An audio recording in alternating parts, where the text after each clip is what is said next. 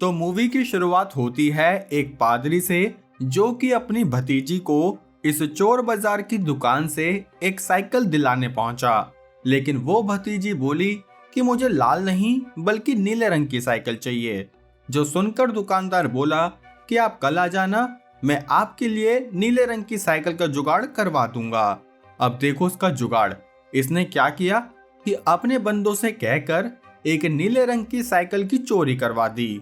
वाह, तभी रास्ते का माल सस्ते में बिक रहा है। खैर, इसी के साथ द एक्सप्लेनर्स कल्ट पेश करते हैं राइडर्स ऑफ जस्टिस।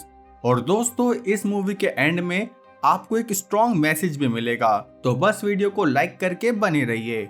अब असल में वो साइकिल इस लड़की मोना की चोरी हुई, जिसकी मॉम एमा को उसके हस्बैंड मार्कस ने फोन करके बताया कि मेरी छुट्टी कैंसिल हो गई, तो अब मैं 3 महीने बाद ही वापस आ पाऊंगा। जो सुनकर इनकी बेटी मोना काफी उदास हुई। तब एमा उसका मूड ठीक करने के लिए आज उसे ट्रेन से स्कूल छोड़ने जाने लगी, क्योंकि साइकिल तो चोरी हो गई और कार खराब। अब देखना है सारे सिनेरियो कैसे कनेक्ट होंगे। खैर, दूसरी तरफ एक कंपनी में ये ऑटो अपने सीनियर्स को प्रेजेंटेशन दे रहा था, जो सुनकर सारे सीनियर्स को लगा कि ये ऑटो सिर्फ ऑटो चलाने के ही लायक है। इसलिए उन्होंने तभी के तभी ऑटो और उसके दोस्त लेनार्ड को जॉब से निकाल दिया कि अगर आपको ऐसी प्रेजेंटेशन देनी है तो जाकर ट्रेन में आम पापड़ बेचिए। जो सुनकर बेचारा ऑटो ट्रेन में ही आ गया, जहां उसे ट्रेन में एक गैंगस्टर टाइप आदमी या टैटू दिखा, जो कि काफी अजीब लग रहा था। तभी ट्रेन के रुकते ही एक दूसरा आदमी अपना महंगा सैंडविच और जूस डस्टबिन में फेंक कर यहाँ से निकल गया, जो देखकर ऑटो को फिर से अजीब लगा। लेकिन तभी यहाँ एमा और मोना आई, जिनके सामने ऑटो ने संस्कारी बनते हुए एमा को अपनी सीट दे दी। लेकिन वो ये नहीं जानता था कि जल्दी इस ट्रेन की दूसरी साइड वाली ट्रेन से टक्कर होने वाली है, जिसकी वजह से एमा की आत्मा के तोते उड़ गए। तभी इस बात की खबर मार्कस तक भी पहुंची, जो तभी के तभी अपनी बेटी के पास आने के लिए निकल गया। जहां हॉस्पिटल में जब ऑटो ने मोना की हालत देखी तो उसे काफी गिल्टी फील होने लगा, क्योंकि अगर उसने वो सीट नहीं दी होती तो शायद एमा जिंदा होती। खैर, अब कुछ ही देर में यहाँ मार्कस पहुंचा, जिसने अपनी बेटी को संभालते हुए लास्ट टाइम अपनी मरी हुई बीवी की शक्ल देखी। आपको भी देखनी है क्या? रहने दो यार, मूड खराब हो जाएगा। खैर, दूसरी तरफ ये डेढ़ पसली ऑटो अपने घर पहुंचा, जहां पिज्जा खाकर अपना पेट बढ़ाते हुए उसने न्यूज में देखा कि इस एक्सीडेंट में वो टैटू भी मारा गया, जो कि एक क्रिमिनल गैंग यानी पोपला गैंग के अगेंस्ट गवाही देने वाला था। लेकिन अब जैसे कि वो मारा गया तो जरूर पोपला गैंग का बॉस भी छूट जाएगा। तब ये देखकर ऑटो ने अपने दिमाग के ऑटो चलाने शुरू किए और उन्हीं ऑटो से वो सीधा पुलिस स्टेशन में पहुंचा, जहां उसने पुलिस को बताया कि मुझे इस एक्सीडेंट का पूरा शक उस आदमी पर है, जो अपना महंगा सैंडविच और जूस फेंक कर एक्सीडेंट से जस्ट पीछे वाले स्टेशन पर उतर गया। लेकिन उसकी बात सुनकर इन ऑफिसर्स ने उसे उतना ही भाव दिया जितना आप इस सब्सक्राइब बटन को देते हो।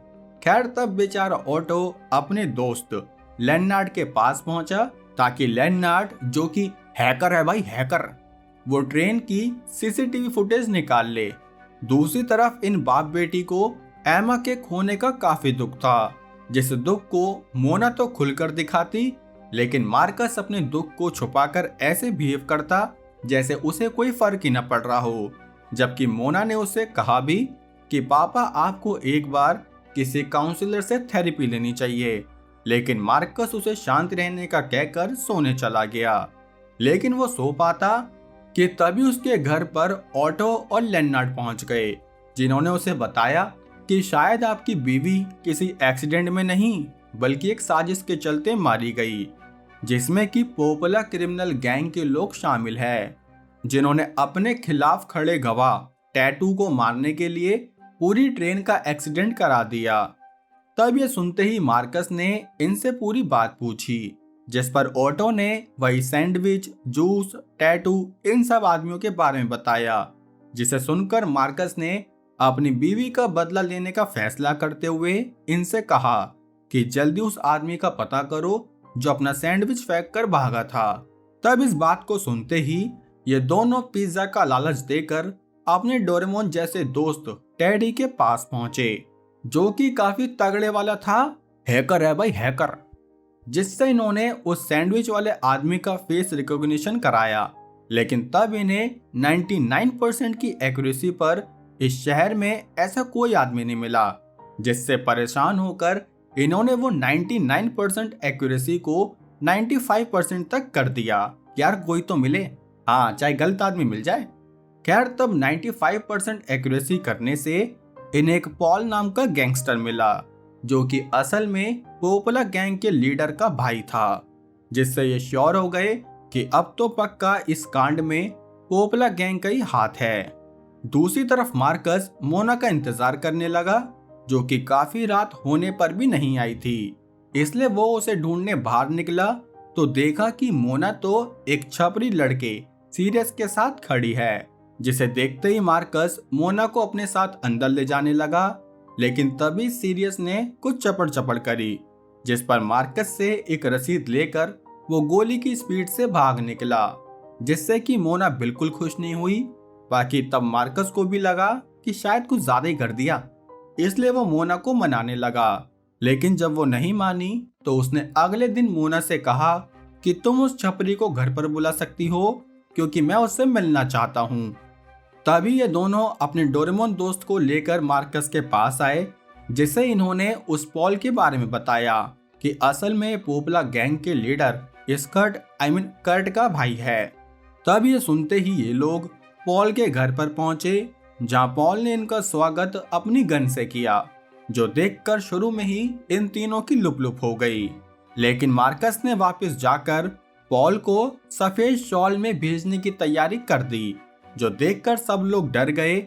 लेकिन फिर लेनार्ड यहाँ से मार्कस के फिंगरप्रिंट हटाने लगा, जिस बीच उसे ये लड़का छतरी भी दिखा, पर वो छतरी को इग्नोर करके यहाँ से निकल लिया।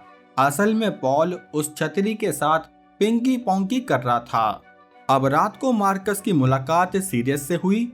वैसे इसका नाम सीरियस है और बालों का इसने मजाक बना रखा है। खैर तब उसने भी मार्कस को समझाया कि आपको एक बार किसी काउंसलर से थेरेपी जरूर लेनी चाहिए। लेकिन मार्कस को सिग्मा मेल बनते हुए इन सब चोचलों से दूर रहना था। इसलिए वो डिनर करके न्यूज देखने बैठा, जहां उसे पता चला कि पोपला गैंग का लीडर कर्ट जेल से छूट गया, क्योंकि उसके खिलाफ कोई गवाह नहीं मिला। तब वो बोला भी कि मुझे मेरे भाई के मरने का गम तो है, लेकिन अपनी आजादी की खुशी उससे भी ज्यादा।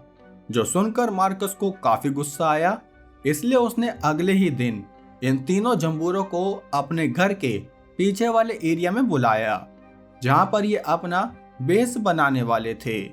तब वो इनसे बोला भी कि अब से तुम सभी पोपला गैंग के बारे में इंफॉर्मेशन कलेक्ट करो, जिसमें कि सबको कोई दिक्कत नहीं थी, बस मार धाड़ ना हो।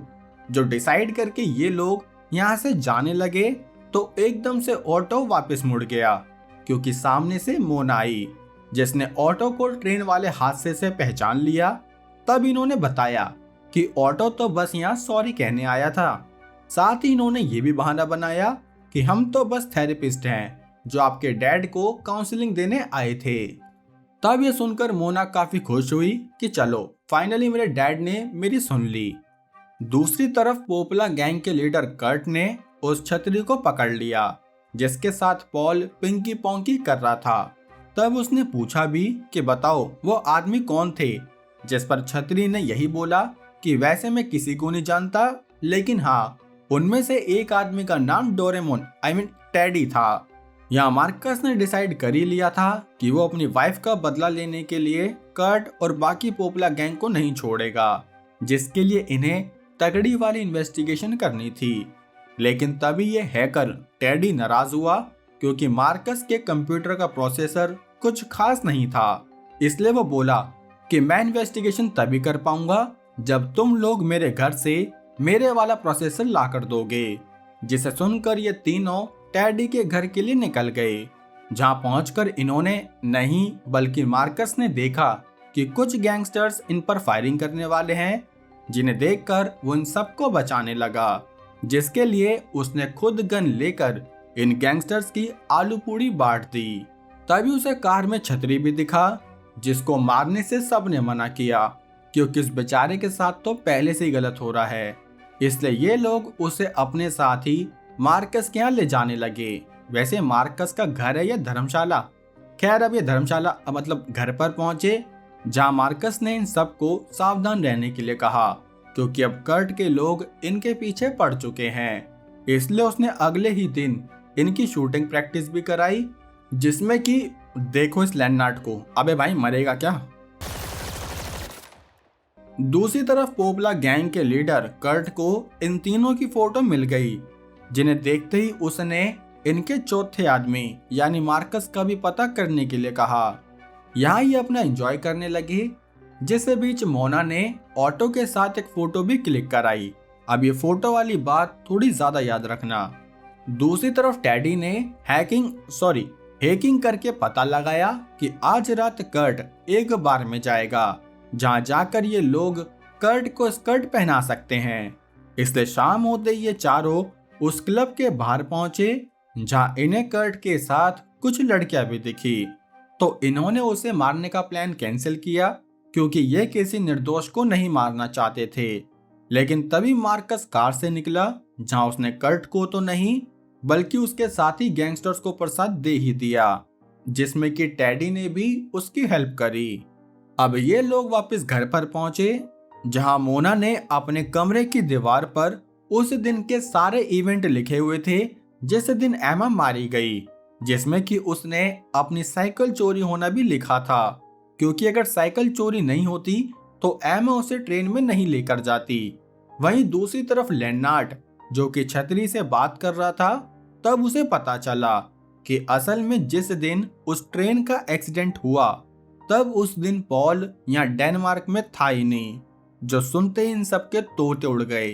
इसलिए जब इन्होंने दोबारा से फेस रिकॉग्निशन किया तो इन्हें पता चला कि असल में वो सैंडविच वाला आदमी एक नॉर्मल पैसेंजर था, जिसे जब अपना सैंडविच और जूस नहीं पसंद आया तो उसने वो फेंक दिया, जिसका मतलब ये सच में एक एक्सीडेंट ही था। लेकिन इन लोगों के दिमाग के शक ने उसे एक साजिश बना दिया। तभी ये सुनकर मार्कस टूट गया, क्योंकि उसने बिना कंफर्मेशन और बिना किसी स्ट्रॉन्ग एविडेंस के ही इतने लोगों को मार दिया, जिसका गुस्सा वो अकेले में जाकर निकालने लगा। वैसे अगर ये पहले ही रोकर एमा को खोने का दर्द निकाल देता ना, तो इसे ये सब करने की जरूरत ही नहीं पड़ती। इसलिए जब रोना आए तो रो लिया करो दोस्तों। खैर, तब इन सब लोगों ने भी उसे बहुत संभाला। वहीं दूसरी तरफ कर्ट ने जब इंस्टाग्राम पर ऑटो की फोटो देखी तो वो समझ गया कि आखिर ये लोग इन्हें कहाँ मिलेंगे। इसलिए शाम होते ही वो यहाँ मार्कस के घर पर पहुंचे, जहाँ इन्होंने सीरियस को साइड में लेकर मार्कस के घर पर फायरिंग शुरू करी, जो देखकर मार्कस ने मोना को कमरे में भेजा और इन सबको साइड में लिटाकर खुद एक गन से सारे गैंगस्टर्स पर हमला किया। लेकिन तभी वो इन सबको निपटाता कि इतने में बाहर कर्ट ने मोना को पकड़ लिया, जो देखकर मार्कस को खुद ही घुटने पर आना पड़ा, जहां वो अपनी आंखों के सामने मोना की मैना बनते हुए देखता कि तभी डोरेमोन और ऑटो वगैरह ने बाकी गैंगस्टर पर फायरिंग करी, जिसमें कि पूरी पोपला गैंग के टोपला उड़ गए। लेकिन तभी कुछ गोली मार्कस को भी लगी, जो देखकर सबको लगा कि मार्कस तो गए हो। लेकिन मोना ने अपने पापा से तब तक बात करी जब तक यह एम्बुलेंस नहीं पहुंची, जिसके बाद के सीन में हमें ये सब लोग काफी खुश दिखे, और खुश भी इतने कि इन्होंने सब्सक्राइब बटन दबाकर भोंपू बजाना शुरू कर दिया। वैसे दोस्तों, देखा कि कैसे एक मिसअंडरस्टैंडिंग ने इन सब की जिंदगी का मोटिव भी बदल दिया। इसलिए कभी भी आधी अधूरी इंफॉर्मेशन पर विश्वास मत किया करो। साथ ही हमें ये भी सीखना चाहिए कि हर बार हर चीज का सॉल्यूशन बदला नहीं होता, क्योंकि अपने बदले से आपको जो नुकसान हुआ उसकी भरपाई तो बिल्कुल नहीं हो पाएगी, और उल्टा हो सकता है कि आप अपना ही और नुकसान करा दो। तो चलो वीडियो को लाइक करके हम देखते हैं हमारे आज के शाउट आउट, जहाँ एक भाई को मेरे एक्सप्लेन करने का तरीका बिल्कुल दोस्तों जैसा लगता है। तो बिल्कुल भाई आपका दोस्त ही हूँ मैं यार। ध्रुव भाई कह रहे हैं कि मूवी नहीं बल्कि द एक्सप्लेनर्स कल्ट, तो थैंक यू भाई।